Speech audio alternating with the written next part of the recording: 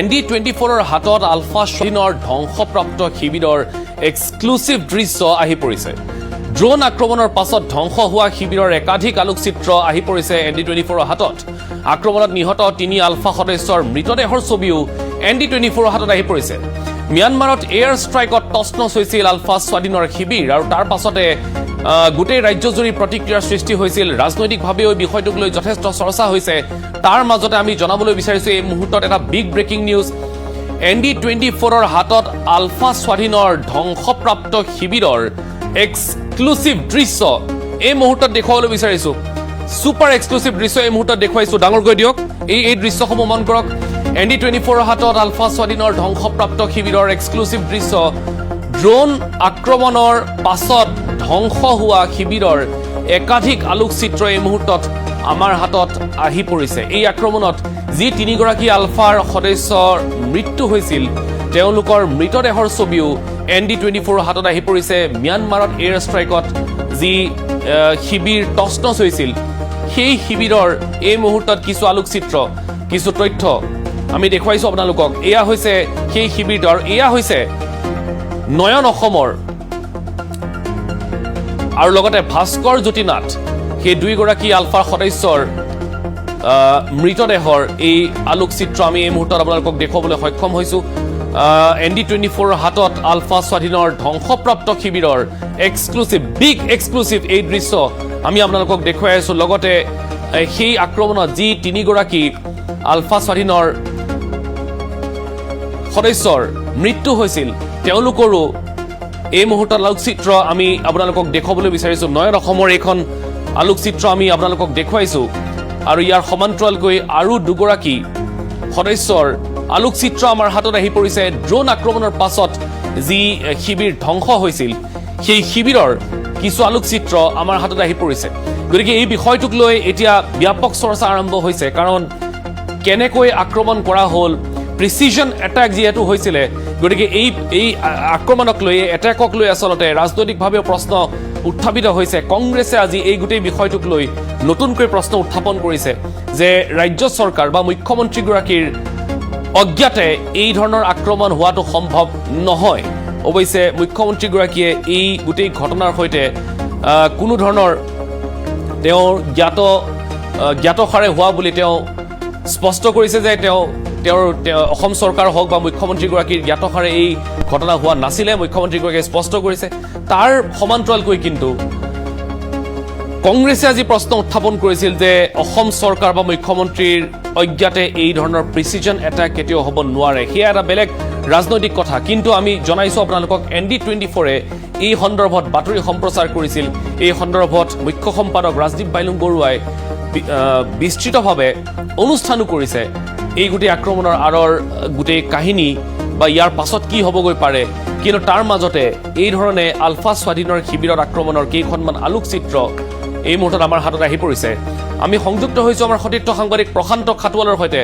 প্ৰশান্ত, একেবাৰে এক্সক্লুচিভ কেইখনমান ছবি আমি এই মুহূৰ্তত লাভ কৰিছো আলফা স্বাধীনৰ সেই ধ্বংসপ্ৰাপ্ত শিবিৰ আৰু লগতে 3 গৰাকী আলফা সদস্যৰ মৃতদেহৰ ছবি 3খন। হয় চাওক মানস, ইতিমধ্যে কিছু সময় পূৰ্বে আমাৰ হাতলৈ সেই এক্সক্লুচিভ ফটো কেইখন আহি পাইছেই আৰু এইখিনি নিশ্চয় আপোনাৰ জৰিয়তে আমাৰ দৰ্শকসকলে দেখিবৰ কাৰণে এইখিনি মুহূৰ্তত সক্ষম হৈছে যে আলফাৰ যিটো শিবিৰত যি আক্ৰমণ হৈছিল সেই আক্ৰমণক লৈ সৰ্বত্ৰে এতিয়া চৰ্চা চলিছিল। তাৰ মাজতে এতিয়া ভাৰতীয় সেনা বাহিনীয়ে মৌনব্ৰত পালন কৰিছে। কোনে সেই এয়াৰ ষ্ট্ৰাইক কৰিছে? আলফা স্বাধীনে কৈছে যে ভাৰতীয় সেনা বাহিনীয়ে এয়াৰ ষ্ট্ৰাইক কৰিছে, তেওঁলোকক মিছাইলে আক্ৰমণ কৰা হৈছে বুলি ইতিমধ্যে তেওঁলোকে বাৰম্বাৰ কৈ আহিছে। কিন্তু তাৰ মাজত যে কোনো ধৰণৰ ফটো বা ভিজুৱেল অসমৰ সংবাদ মাধ্যমলৈ বা অসমৰ ৰাইজে দেখিব পৰাকৈ অহা নাছিল। কিন্তু এই মুহূৰ্তত কেৱল মাত্ৰ ND24ৰ হাতত এই ফটো কেইখন আহি পৰিছে, এক্সক্লুচিভ ফটো। আৰু এই ফটো কেইখনৰ পৰাই ধাৰণা কৰিব পাৰি মানৱ যে কিমান ভয়াৱহ আক্ৰমণ আছিল, যে 1.5 শতাধিক ড্ৰোনে ভয়াৱহভাৱে আক্ৰমণ কৰিছিল। এই কথাখিনি নিশ্চয় এই ফটো কেইখনেই তাৰ প্ৰমাণ ইতিমধ্যে দাঙি ধৰিছে। আৰু যি কেইগৰাকী মৃতদেহ দেখিবলৈ পোৱা গৈছে সেয়া নয়ন মেধি ওৰফে নয়ন অসম, ভাস্কৰজ্যোতি নাথ ওৰফে টিকেন্দ্ৰ অসম আৰু গণেশ লাহন ওৰফে গণেশ অসমৰ মৃতদেহ বুলি এইখিনি মুহূৰ্তত চিনাক্ত কৰা হৈছে আৰু তেওঁলোকক সৎকাৰৰ বাবে এনেদৰে লৈ যোৱা হৈছে মানক এই ফটোখনত তাৰেই সেই স্পষ্ট প্ৰমাণ এইখিনি মুহূৰ্তত দেখিবলৈ পোৱা গৈছে আৰু আনহাতে বাকী আন যিসমূহ ফটো আছে সেই ফটোসমূহত আলফাৰ যিসমূহ শিবিৰ তছনছ কৰি গ'ল সেই শিবিৰসমূহৰ ফটো দৃশ্য দেখিবলৈ পোৱা গৈছে যে কিমান ভয়াৱহভাৱে তেওঁলোকৰ শিবিৰসমূহ তছনছ কৰি গ'ল, ধূলিচাত হৈ গ'ল এই কথাখিনি। প্ৰশান্ত, এতিয়ালৈকে সংবাদ মাধ্যমৰ ওচৰত বা আমাৰ ওচৰত যিখিনি তথ্য আছে তাতকৈ আৰু বেছি কিবা ক্ষয় ক্ষতিৰ বা কোনোবা আঘাতপ্ৰাপ্তৰ খবৰ আছে নেকি?